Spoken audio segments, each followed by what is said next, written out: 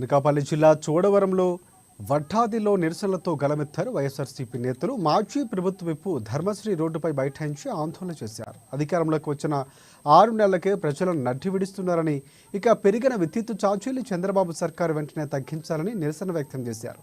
లేని పక్షంలో వైసీపీ పోరుబాట ఆపదంటూ హెచ్చరించారు ధర్మశ్రీ.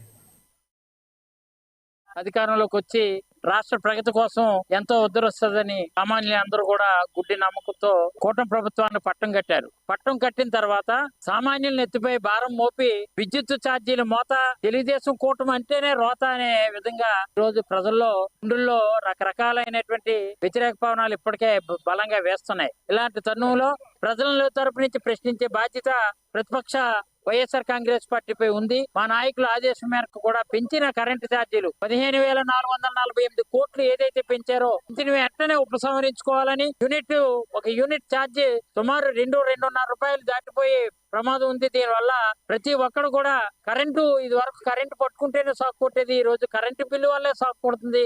మళ్ళీ ఎప్పుడో 40 సంవత్సరాలు వెనక్కి వెళ్ళిపోయి లాంతర్లతో బ్రతికే జీవన పరిస్థితులు మనకి ఏర్పడు